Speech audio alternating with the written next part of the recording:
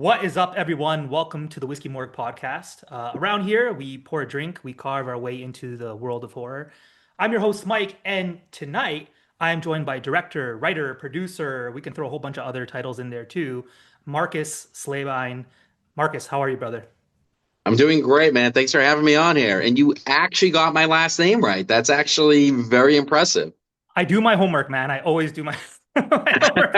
I, No, if you had asked yeah, me last week, I probably wouldn't have pronounced it correctly, but no. Most people actually do get it wrong, and it's like it's a running gag. So no, you're like one of like the six that have gotten it right. So I appreciate all right, that. we're off to a good start, and we're not drinking yet, so maybe it's better that I get that out at the beginning. So man, when I realized that I was gonna have you on here, I mean, first of all, it's cool because I had Jamie Root on here, and you guys are friends and have worked together, so it's kind of nice to have these connections through friends. But then the tricky part is you guys all work so much and do so many things. So when I was like, what are we going to talk about? There's everything from Stream, Terrifier, the new Leprechaun Revenge short that came out there, Dark Offerings, your film, Sundown. So my whole point is we're going to drink, we're going to talk about everything. Um, just for those out there, let me say this. Usually, when I extend the invite for these interviews, sometimes people are apprehensive of the whiskey, or they're like, I like whiskey, and they'll say, I'll pick one or two to drink. And Marcus was like, okay, so you sent me four samples. We're going to go through all four of them. He has separate glasses lined up. Like, he's pretty much a whiskey connoisseur at this point. Well, So I they're think it's fun coffee that we're going mugs. to. They're coffee mugs, and unfortunately, I only have three coffee mugs, so one of them's going to get reused, because I forgot to do the dishes last night. So, For um, this reason so we alone, have I'm gonna three have to send separate you at mugs. least one glass. I'll have to send you at least one of the whiskey tasting glasses just for Oh, dishing that'd out be different sick. coffee mugs. But you know what? I think that's even cooler. Um, so I figured we'll start with a pour before we even start chatting, and we'll kind of go up in proof. So the Okay. first one I sent over is Blanton's single barrel, and this one is a store pick by me. So I'm gonna crack this open and really quickly, I could give you the quick rundown. You familiar with Blanton's? No, I've never actually had this before. So people love the horsey. Like this is one of those bottles where it's great. It should sell in your store for let's just say 70 to $80. But typically you would see it 100 plus. Before it was even more, just because there was a lot of hype around this bottle because it was harder to find and it's a sweet looking bottle, right? And then you have Oh the no, that's a sick heavy, looking bottle. yeah, heavy topper. So it was like the best gift. Those who knew about whiskey were like, "Oh, it's very good." So Marcus, I'm gonna demystify everything tonight, and we're gonna have it, and I'll let you know it's a good $70 bottle. I don't know if I'd spend anything more than that, but we're gonna we're Okay. gonna enjoy this. All right, I'm gonna All pour this right. into Let's my pop it glass. open. I'm gonna use the film mug first.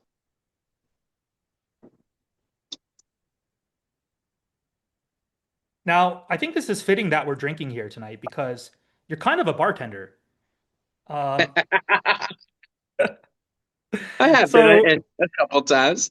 Yeah, if we're gonna go through a lot of Marcus's work, but one of the fun things is Terrifier 2, and I think this is where you got like introduced to the crew, right? And you realize that everyone is like hands-on and they're like, do what you got to do to help out there. And you were a bartender in the nightclub scene, if I'm not mistaken, with Brooke and Sienna there when they're like at the Yep. nightclub, and you had like the sugar Yeah, I was a sugar sugar skull skull look. bartender.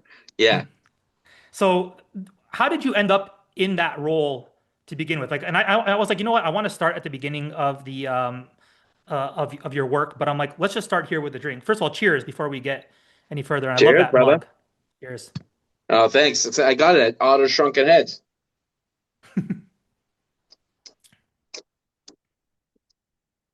Well, that is delicious. For That like is a higher actually proof, it's really nice and sweet. A bit of spice. It's okay. solid. Yeah. But now Ooh, you've had the horsey. Now you can see if whether you would want to spend more than I $70 on a mean, bottle. that's actually really wow. Okay, I dig that. Wow. I'm looking at my mug like it's the actual bottle. I'm like, yeah. Um, so I got involved with that it's kind of a funny story. So I met Michael and Steve a few years before on another film of our friend of ours. His name is Justin Ambrosino. And we were shooting this movie called Hungry for Love, and that's where I met Michael and Steve, and we kind of just hit it off. And they were working on a film called Abnormal Attraction, and I was working on my film, The Last Call, which was a film that I did with a radio DJ played by Terry Alexander, Mhm.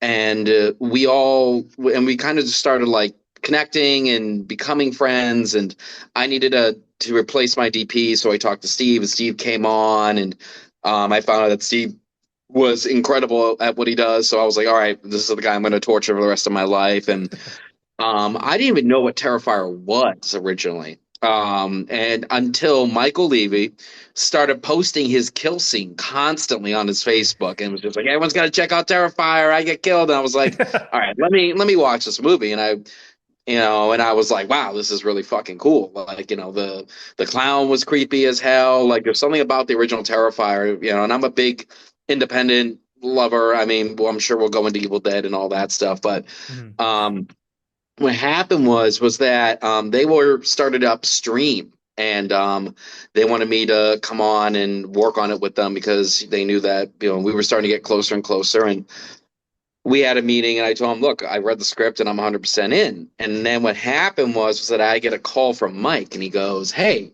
so we're going to shoot the scene at a nightclub for Terrifier 2. Do you want to do it? And I said, sure, of course. So he goes, all right, cool, cool, cool. So come on down. You're going to be the bartender. Now, everybody knows uh, I am very, like, I don't give a shit. You can cover me in blood, whatever. I am Yeah. very fickle about my eyes. I don't know what it is. Yeah. I'm a little bitch when it comes to like people touching my eyes. So Michael just goes in, and he's like, oh yeah, I guess so. So go downstairs, and he brings me down, and he sits me down. And he goes, all right, so this is going to be the Sugar Skull bartender. So here you go. And he goes, have fun. And the makeup artist goes, all right, look up.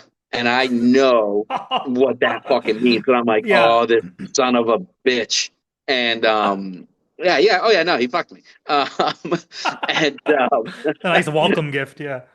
oh, 100%. But but it is what it is. But then we had a ton of fun. They got the makeup on me when we went upstairs. I was enjoying like just kind of like being behind the bar and stuff like that. Like we it was a crazy, crazy set because they were shooting a lot. They were cramming a lot, and the crew was so minuscule. Yeah. And just kind of watching them all bop around. I already kind of knew how Steve and Jay were and Michael were because they had all come on to Last Call, and we had worked on a couple other things. So I knew like their work ethic, and it's the same thing with me. And but then I'm like watching this, and I'm like, holy shit, like they're just going nuts with this. Yeah. And we shot for 3 days, and I'm several characters in that scene actually. I was gonna say I'm you somehow you pop up in different places of the nightclub. That's actually a Michael Levy special. That's not me being like running around like that. Like those extras. I'd like to just stand in the camera frame. Yeah, yeah, yeah. It looked like a fun kind of like tongue in cheek. Like if you look closely, because you're what like the Pied Piper at one I'm the point in the pipe. back. Yep. What was Yep. your bartender Pied Piper, and was there another one? Yeah. So there's a guy in a gas mask. You see him floating around, but the Pied Yeah. Piper costume was actually for a web series I was doing back in the day that got canceled. And we shot some footage with this guy on like 100-degree weather, and unfortunately, we never, it was like Oh, synthetic. Oh yeah, so I put the thing on, and I'm like, all right, so I'm not gonna be the fucking whatever today. And I put it on, I'm like, oh my god, this thing reeks of BO, and it was bad. But it was whatever. Look, it was crazy. And like it was funny because on stream when we actually started shooting stream, Damien was cutting the film. I was like, because I didn't really meet Damien on that. We met really on stream, and I yeah. said to Damien, I was like, I was in, I'm in the club scene. He goes, oh, I'm sorry, pal. I think you got the lead. I think we cut you. And I Yeah. go, oh no, no, let me see. So he shows me, And I go, no, you didn't. I'm right there, and I'm right there, and I'm right there, and I'm there, and I'm there. And Damien goes, oh, son of a bitch. I think the coolest part about that story is it really encapsulates like that true like indie approach. And I think Terrifier 2 it took off. Like it really put the franchise on this trajectory. But people are watching it once it started getting legs and running, and people are like, oh, it kind of has like a big movie feel. I mean, it's obviously really well done, but it's a bunch of friends, which I find so cool. Being like, okay, yo, throw on that costume. Oh, I have something at home from a short film that I did. I'm gonna wear that, and everyone's just kind of pulling together. And like you said, it's a kind of like minuscule crew who are making this happen. And I think like that translates, and I always say this, and even when I was talking to Jamie, that I think that's what helps create that like bit of movie magic when you're watching these films. And I think that's awesome, even just to kind of hear how involved, and not just you, and that's everyone is kind of doing the same thing, being super hands Oh on. yeah. So did you No, did you I tell mean, him you're a like, bartender too? Like did you sell it to get the I had a lie. I literally had a lie. I've never bartended in my fucking life. you're like, I I drink. always, I should have. I should have. I probably would have gotten myself in a lot of trouble because I'm, like, I'm a drinker. Like, I love drinking. And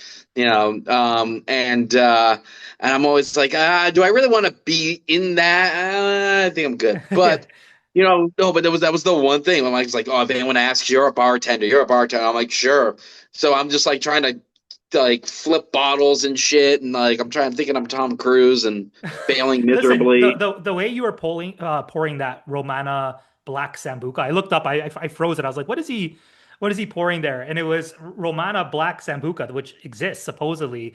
But I Oh mean, my God. Wow. Okay. Brooke and Sienna did order whiskey shots, so that's why I was like, when you're pouring up, I was like, it'd be fun to kind of tie that in. But it was just, it didn't say exactly that you were pouring them their shots. So I mean, they got whiskey in the film, but No, so yeah, that I forget how I even got that photo. I think that was Michael. Michael's just like, let me get that photo for you. So I yeah. grabbed the bottle and I started doing that.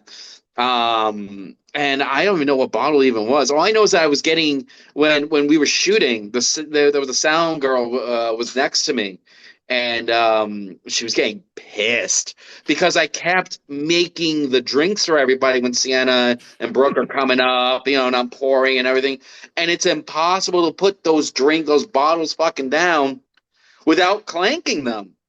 Oh, It just okay. is. You can't do it. Like I'm like trying to do it, and I'll pour and pour and faking it, and I'm like this, so like I mean, it obviously got cut, but I would be like, and I look like a fucking idiot, like doing it like that.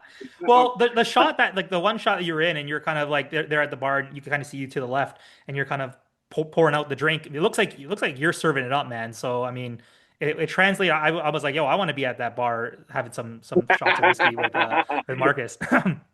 How you doing with that drink there? I'm doing pretty good. I got like a little sip left. All right, I want to get into like, yeah, I love that. Here we go. Let's finish this off. So Here's to swimming with bow-legged women. you beat me to it. And look, I just for you, my water glass today is Oh Jaws yes. glass. Ooh. Oh my God, I love it. Um, all- Don't get me started on Jaws. I'll go on yeah, I forever. know that this could easily take a turn and just become a Jaws podcast at any point. But here's a quick question for you then. Okay, we won't go all the way there, but you once had a Jaws bathroom. You moved recently. Do you still have a Jaws bathroom? You're damn right I do. I Beautiful. kept that. Okay. And my girlfriend's added to it. So now we got like netting that's like hanging from the Oh yeah. ceiling that comes down and stuff. And we got the pictures everywhere. And what we want to do is because our bathroom's pretty big, so we got a shower in a separate bathtub, and over the bathtub that's basically just become a spot for the cats to hang. We want to Yeah. get one of those giant jaw like the shark heads that burst through the wall and put that there. That's so cool. And we got pictures of Brody, we got soaps, everything in there is Jaws. Like, I think actually a really cool experience was for me with Jaws. Just to a million, well, kind of when I knew that this girl was a keeper. She hadn't seen Jaws in forever. So she Hmm. forgot everything about Jaws. So we're drunk one night. I think actually off of whiskey and PBR, great Yeah, combo. Um, great. and we went and we came back, and I'm like, all right, we're gonna watch fucking Jaws. And she's like, okay. So we put on Jaws, and she's losing her mind watching Jaws. She's like, it's like the scene where like the rope gets tight and it hits Hooper's like legs, and he does like, Yeah, she's like, oh my god, no, not Hooper. Hooper can't die. Hooper can't die. And I'm like, does she not know that Hooper survived? What? yeah. I'm like, wait a minute, does she not know when Quint dies? She's like, no, not Quint. She's like losing her mind. It was like watching the film with somebody who had never seen it and watched it for the first time ever, and it was magical Yeah, because, so you had stars in your eyes. Like, that's it. She's the one. oh yeah, but it's that, and it's also it's seeing somebody because we all had that so many Mm, years ago. yeah.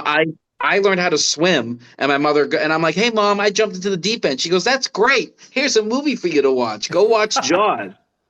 I was I And was you traumatized. grew up not far from the beaches too. Yeah, yeah, exactly. I grew up in Massachusetts, Stoughton, Yeah. Massachusetts. So but like Jaws is I mean, it's a magical film. There's a reason that movie can still play all these years later in a theater and sell out.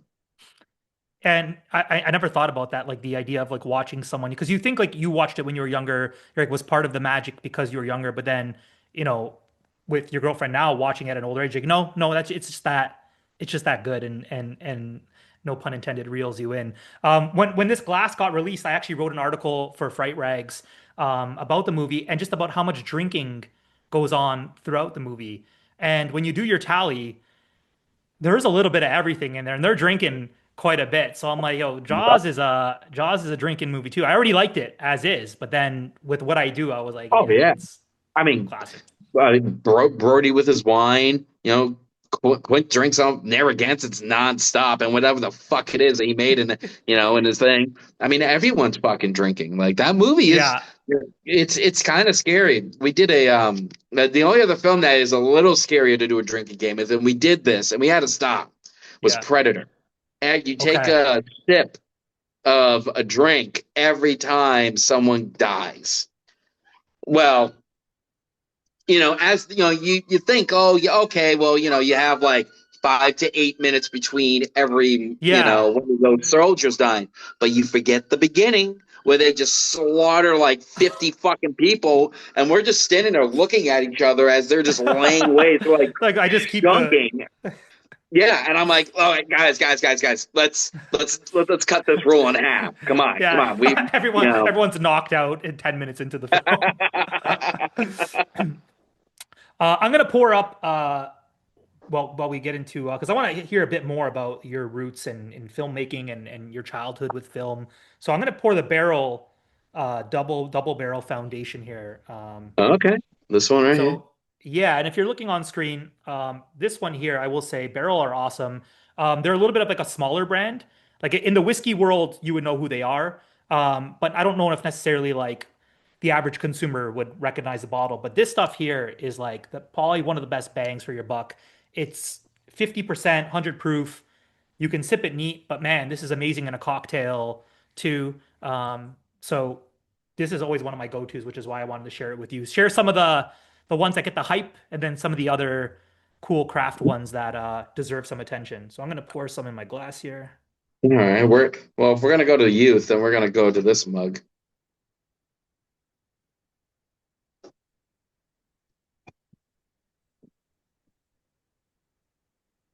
which is actually from one of my best friend's younger brother's bachelor party. Just still the funniest mug. That's awesome. Everyone needs a good mug with your face on it, you know? Like if you weren't watching the video version, this mug is classic. It's a big blue star and Marcus's face smack dab in the middle. 100%. Like, how can you go wrong with that? And it was also, I don't know where he even got the photo because it's back when I fucking smoked cigarettes too. And I'm like, when you showed it to me, I'm like, like my Listen, mom was still around. Marcus even has the drunk sig in his mouth. That's You're That's damn how you know right. it's a And I'm throwback. still wearing the same fucking glasses. These are actually different ones, I swear to God. Let's take a sip of this, man, and before Cheers. we get chatting here. I think you're the first one to do four, by the way. Oh, now I feel special. Oh, that's smooth. And what's crazy is we're going higher in proof, right? So, 50% to the average person, you're like, oh, I'm going to give you 50% whiskey. You think it's going to be this harsh stuff that's going to, burn your esophagus and nice, right? I feel like almost like the better the whiskey, even if it's higher proof, it's actually smoother, if that makes any sense. So, Yeah.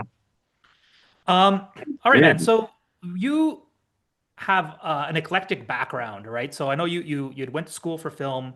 I think before moving out to New York, you did like The Dark Knight Rises, Amazing Spider-Man 2. I think there was even like credit for Gossip Girls. Like you were like, so I guess like I wanted to know how you ended up. Damn, you do your research. Okay. Okay. All What what's right. cur- All what's right. I cool to like me this. is that you start with like all these huge titles, right? Yeah. And so like, I guess it's like the two-part question that it's like, how did you first kind of find your way into like big film? Because you would almost think it's the reverse. You'd almost think you come out of film school, I'm sure this stuff was still happening in the background, but you would kind of be with like the Fuzz on the Lens guys, you're doing indie stuff, but you kind of jumped into kind of big production. So how did that come to be?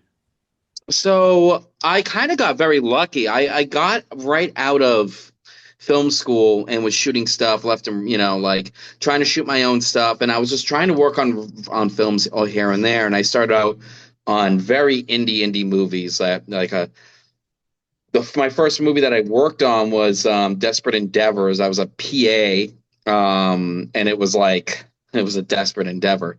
It was basically the Bollywood version of In Pursuit of Happiness. Mhm. It was a crazy crazy time, um, and my cousin Anton um, works in the industry. He's a sound mixer in the industry. Latest film he did was Smile 2. He Wow.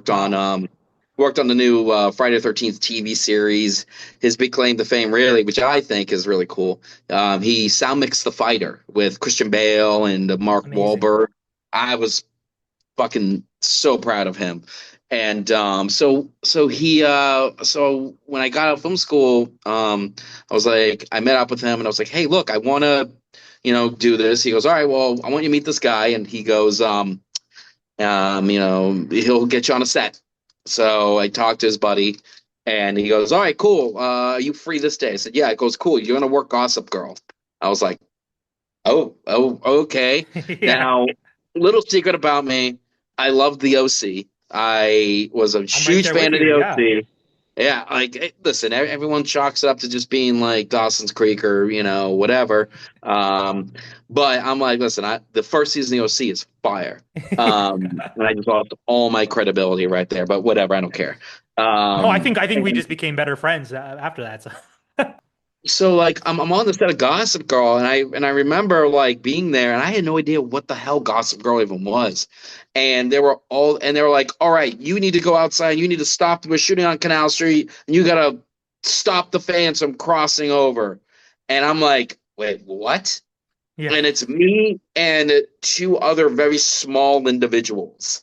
And back in the day, I was a lot skinnier. I was a scrawny horror dork with like Yeah. short hair, and like I'm like, how the fuck am I holding this crowd back?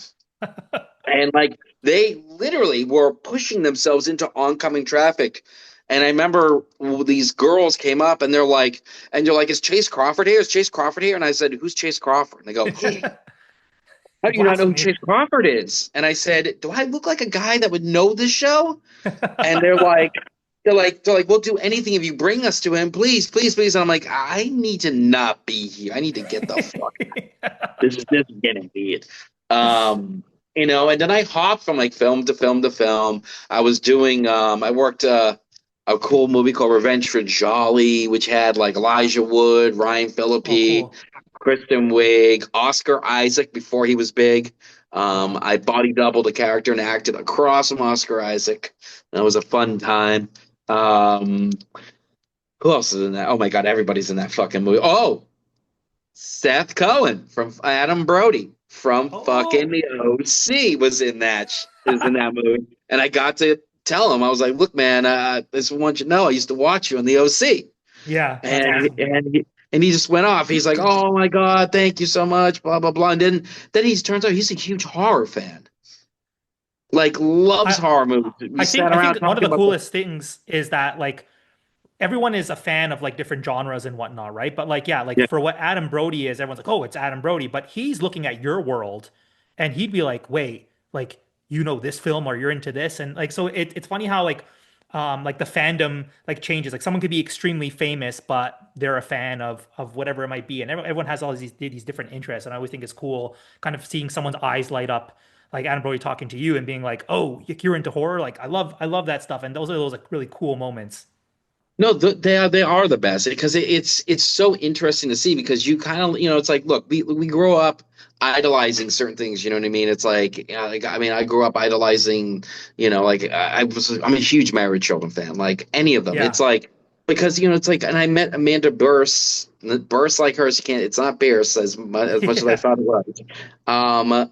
And I met her and I was like, holy fuck, like you were my childhood, like you were on my Yeah. television, you were a part of what made me who I am today. And I'm like, here you are. And, and it's like, it's crazy to think how things have changed, And, but yeah, like I've kind of gone from like, I used to do all these films. I mean, Dark Knight Rises was a trip. Like I worked the Wall Street unit while Yeah. they're shooting Bane stuff, which ruined the movie for me, by the way. I'll get to that in a second. Yeah. But Yeah. I while need to hear it. fucking Occupy Wall Street's going on. So like you have these people that think that like we're just holding people back and telling them they Yeah. can't come down, and they're like, "Fuck you! It's our American duty. It's our civil right." Like, no, no, no, no, no. This is a movie set. They're like, "Bullshit! We see people over there. We're coming in," and we're like, "Yo, what the fuck is going on?" But like and like we had like fake name tags because we couldn't tell anyone it Yeah. was Batman. It was called Magnus Rex. That's Like amazing.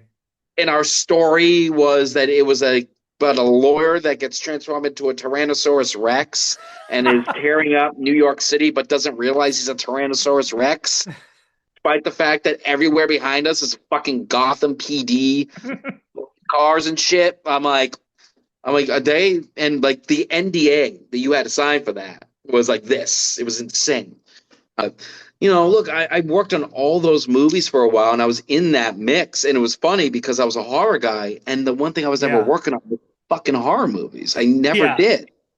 And then it was a series. I almost went union. Okay. After a series of films, I was just working constantly. It was like 3 years straight, and I didn't write anything. I didn't direct anything. And I was like, and I'm just getting stuck in this cog. And it was I worked a Robin Williams movie called The Mm. Angriest Man in Brooklyn, and I will never forget. I'm sitting there and like they're doing the shoot stunt because he's supposed to kill himself. Yeah.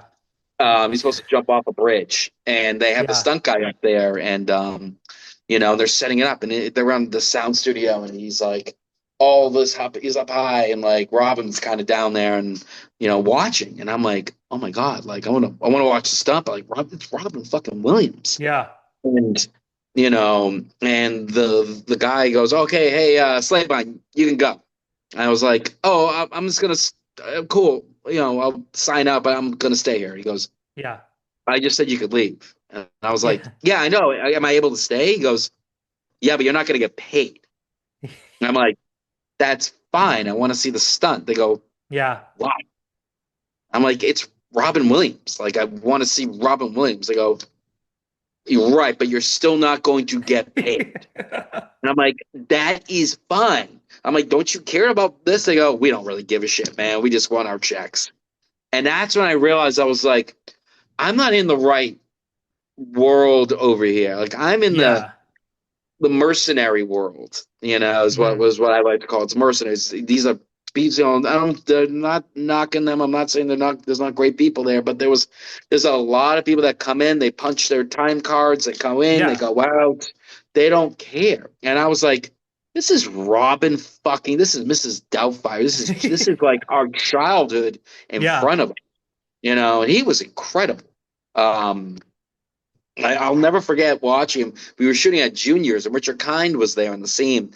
And there was this kid. I think it was the owner's son, and the kid Mhm. won't stop crying. And the AD's like, "That's it. We got to throw the kid off set. We can't shoot." And Robin stopped the shoot. He goes, "Listen." He goes, "Please do not throw the kid out. Please just give me 5 minutes with this kid. Give me 5 minutes. If he's still crying when I'm done, you can remove him." And the guy goes, "Look, I'm gonna go outside. I'm gonna smoke a fucking cigarette. That kid's not silent. When I come back, he's gone." And Robin goes, "Okay, okay, okay." Robin Williams runs over to this kid. He starts doing Genie. He starts doing Mrs. Doubtfire. He's doing Patch Adams. He's doing a whole fucking comedy routine for this kid. Yeah. And this kid goes from crying and throwing a temper tantrum to smiling to laughing to being the most obedient child. Because Robin goes, "Okay, now you have to stay quiet for this man. He's coming back. You got to Yeah. stay quiet. And if you stay quiet, like I'll come back." Yeah. And I was like, this guy was fucking magical.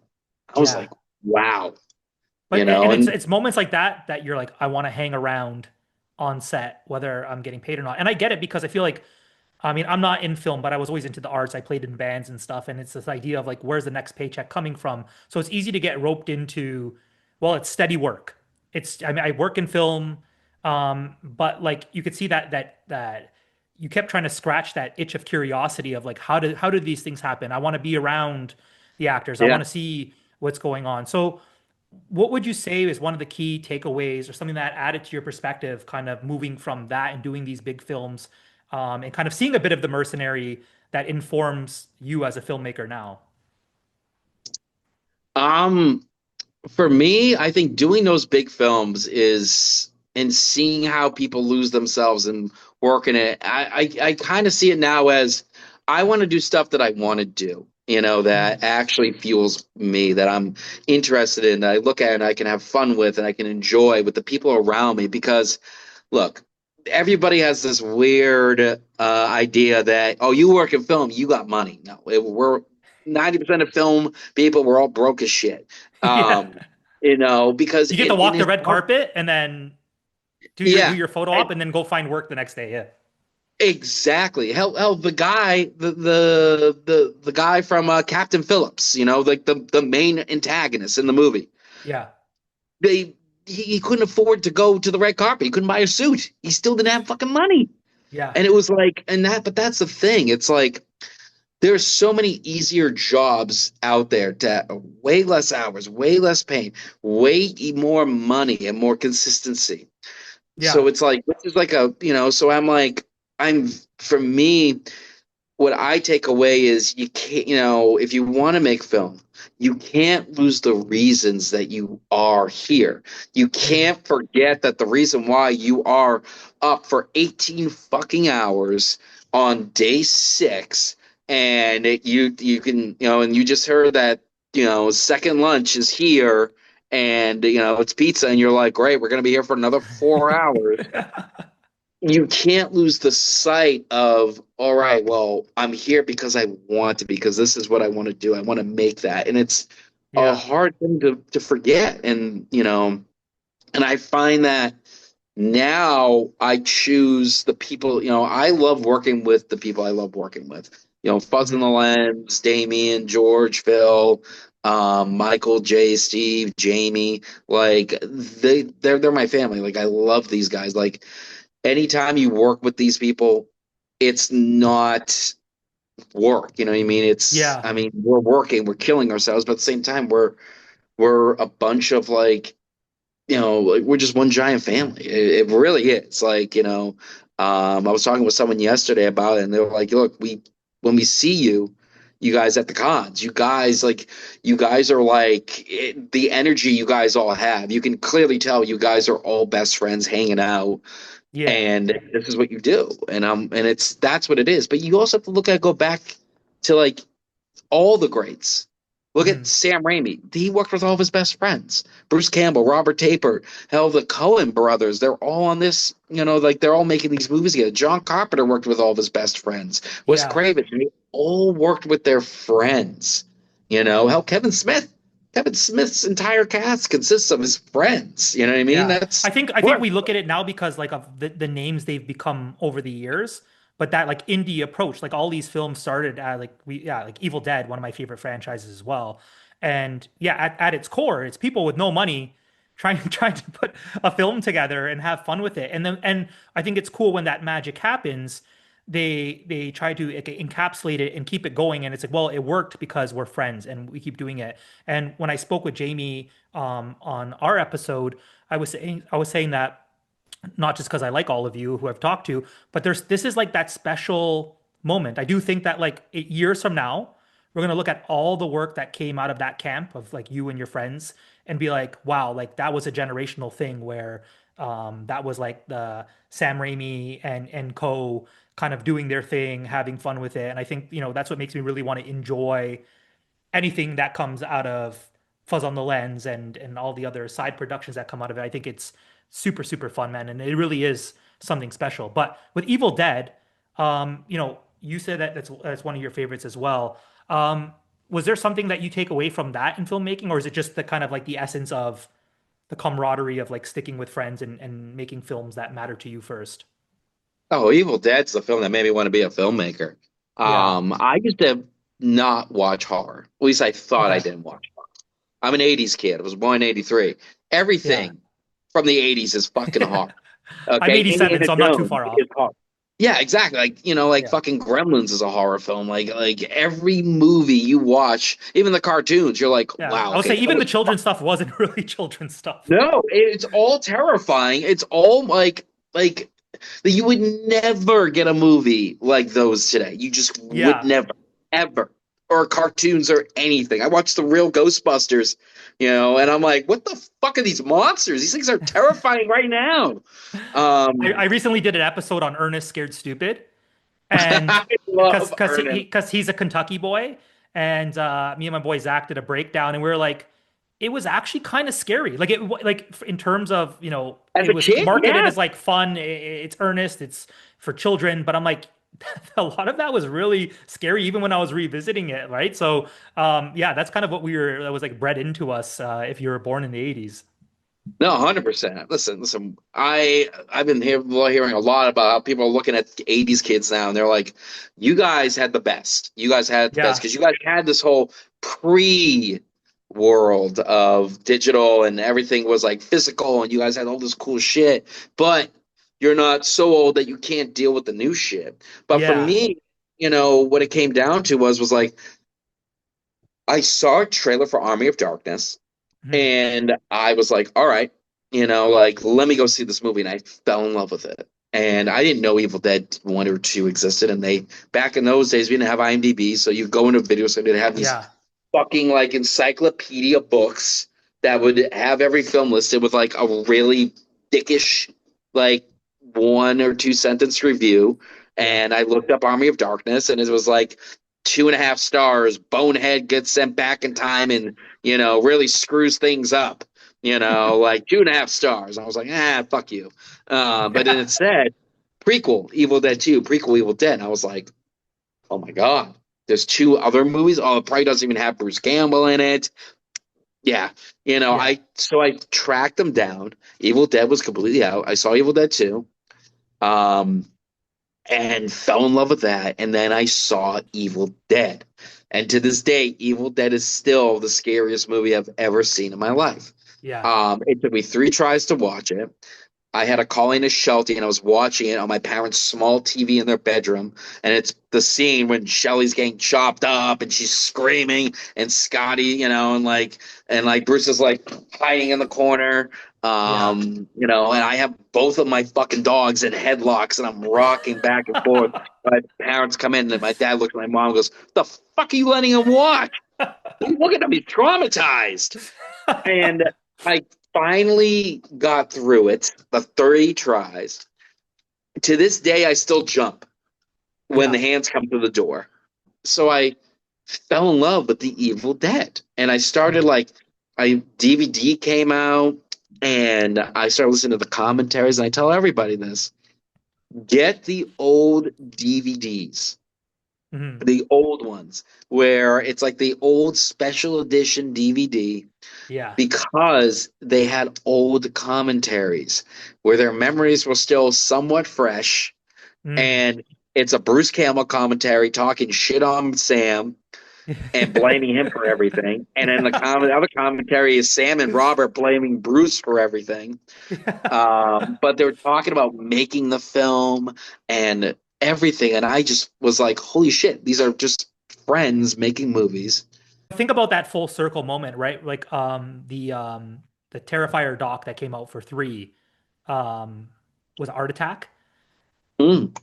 I know you were in there too, a bunch, you and Jamie and the whole crew. But that was you guys, right? It's like as someone watching it myself too, you're like, well, to get this going, like we put this together and someone's holding this, and David hates seeing puke on set. That was a and glorious day. It was a and glorious, glorious day. and just seeing him suffer. It was just so funny. It was just so Yeah. funny because it's just Um, David being like in the full art outfit, being like, "What?" yeah, the most menacing, terrifying Art the Oh Clown, yeah. just there gagging. And then Sam keeps messing with him, and it was just so good. Oh my god, it was great. It But was I think absolutely that is the product of like the 80s kids, right? Like yeah. where now everyone's like, I want to suspend belief a bit more and I want it to be practical. And those moments that we see in Evil Dead, really quickly, like that, it's funny you mentioned your introduction to it because for me it was part two. Um, and almost the same kind of story where like my parents would tell you they don't really watch horror, but for some reason there was like an unreturned video there and kind of same thing. It was free range. Like they'd be like, yeah, you can go down and watch movies. And me and my cousins would hang out and just see what's there. So I think of like, for some reason, like Evil Dead 2, People Under the Stairs. There's a few like just like really great titles in there that I would just watch like at the ripe age of like 8 or 9, just like have no business watching this stuff. But my cousins are older, so it's all fun. But Evil Dead 2 fooled me because it started getting a little bit quirkier, and there's still some really scary moments in there, but there's Oh fun yeah. moments too. So when I went back to one, same thing. I'm like, oh, this is actually horrifying. Like this is really, really scary. And I wasn't ready for it because number two was a little bit eased up. But you went complete reverse with like Army of Darkness, and then your way Yeah. back to So I back. I went from straight up fucking like almost Benny Hill, with the fucking Yeah, goofy skeletons and all that to fucking Evil Dead 2, which is like a little bit more, which desensitized me a little bit to the gore. yeah, Um, and then I watch Evil Dead. I'm like, holy fuck! And then basically the way I became a big horror fan from there, I went into Joe Bob Briggs had a show late at night because I was an insomniac yeah. playing Resident Evil and all those old classic games, and I would watch Stay Up every Saturday night because I was a dork and Yeah. had no friends, and I would stay up and watch Joe Bob, and Amazing. that's what, until he got canceled. But your parents played a big role with you growing up with film, and you even mentioned Oh like mom throwing Jaws at you. I know dad wasn't the biggest horror fan. I've heard enough interviews to know that no, you got him a couple times. Listen, the one story about the from Dusk Till Dawn about how you tricked him into watching it. Holy, and you told him you didn't tell him it was a horror film. No, because my father literally said to me, he goes, I don't want to watch another. He goes, I don't want to watch another one because I think I made him watch like 7 horror movies, and they weren't good horror movies. It was like, Yeah, come on, Dad, come on, you got to watch this movie. You got to watch Phantasm 3. yeah. You're And just like, so I love stoked. Yeah, Phantasm 3, but it's not a movie for my dad. My dad's Charles Bronson. yeah. He likes that. He's an action guy, and I was like, all right, Dad, let's watch this movie. It's from dusk till dawn. And we put it on, and I will never forget the look on his face when the vampires come out. And my father, like, fucking jolted, and he looks at me and goes, "Oh, you son of a bitch!" You set him up with like Selma Hayek, and you're like, okay, all right. Yeah, because he knew Tarantino, and here's the thing that gets everybody is George Clooney, 'cause especially Yeah, now. Clooney's never done a horror film aside from this. He's never done anything aside from play. Hey guys, I'm George Clooney. Yeah. That's my George Clooney, by the way. So. That's pretty good. But my father, yeah. So my my dad is what got me into action movies. I mean, my dad brought me up on Mhm. Charles Bronson, westerns, action movies, dramas. My mother was comedy and horror. Every time you kind of mark a memory of your parents, it always comes back to like spending time with them and watching a movie again. And I think that's really like sweet to think about like those like especially with what you do now. Um, so if you got to watch one more movie with mom and one more movie with dad, what would those movies be? Oof, wow. Wait a damn. Okay. We'll lighten up after this, okay? Well, we're gonna have another drink. So listen, I'm gonna follow up with a third drink after this, Marcus. Okay, I promise. No, no, no worry. Yeah, we still got two more. So it's kind of funny. Oh, well, yeah, funny. It's ironic. The final movie I saw with my mother was Meg. My Mm, mother had a stroke, and actually, she had her death stroke when I was actually on Terrifier 2. And that film actually I was midway through the second day and staying on. The only people that knew was Jason and Steve and Mike. Nobody else knew. mhm. And they were just like, "Look, dude, you can leave. You can leave." I was like, "No, I know the instant I leave here, I'm never. Everything's gonna be different." But the Yeah, last movie I saw after my mother recovered from the first stroke with her was The Meg, and nice. my mother introduced me to Jaws. Yeah, And to have it kind of be her final film I see with her in the theater, and she was losing it during it. I mean, nice. I That's a mean, fun one, now man. That's granted, when you have a little bit of dementia, you kind of forget, half yeah, the movie and stuff, but like she loved it. And that was a very special memory that I have with her, seeing that movie with her. And, for my mom, if I could watch one more movie, it probably would be Jaws or Psycho. One of those nice. two. It would definitely be one of those two. Because my mom loved Psycho, and she loved Jaws. Those are two of her favorite movies. Yeah. And my father, it was a kind of a crazy experience for me and my dad. So basically, my father, it was the first movie back in the theater from COVID. We were finally able to go into the theater, and I Yeah. remember going. I was in Florida with my dad and my stepmom Nancy, and we're there, and I remember being like nervous. I'm like, fuck, what if what if like I go in and I realize, I'm just being nostalgic for the theater. What if I don't love the movie theater? What Yeah. if I'm like, man, I'd rather be on streaming. Man, I'd rather be doing other things. I'd rather be doing this. And we went to go see the Bob Odenkirk movie, Nobody. Yeah. And my fucking God, not only did I love watching it, and be like, no, no, no, it's the movie theaters. I love the movie theaters, but it was crazy to watch my dad enjoy it, even if he said he didn't, but he did That's such a because. dad thing, right? Like, dad, so you had a blast. He's like, yeah, well, it was okay. But for my dad, I would give anything to watch one. Our thing was watching a random Charles Bronson movie, Yeah. and the last one he ever recommended me was from 3 till noon or something like that. It was a western with him. It was Charles Bronson and Jill Ireland. Um, and I was trying to buy the Blu-ray from Kino Lorber, great DVD company. Mhm. Um, and it's sold out. And I was waiting for it to come back, and then my dad passed.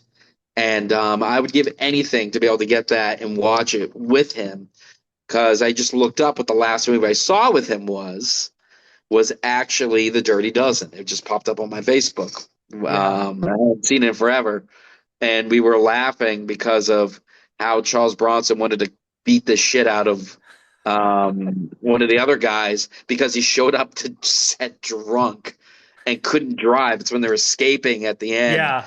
driving. And and Bronson, I guess, was just like, I swear to God, if you fall out of this car one more time, I'm gonna break your fucking face. But I really just grew up with, like my father and I, that was our thing. Yeah, we would watch movies every night. We'll watch movies. My father ended his day, and that's how I know 9 times out of 10 I end my day with that, or I watch I a love TV that. show. It's like the way to end the day is Yeah. just watching a movie. And, I did that through childhood. I did it with him. I did it with my mom. And now, I do it now. So, that's a heavy question, but it was a good Yeah. question.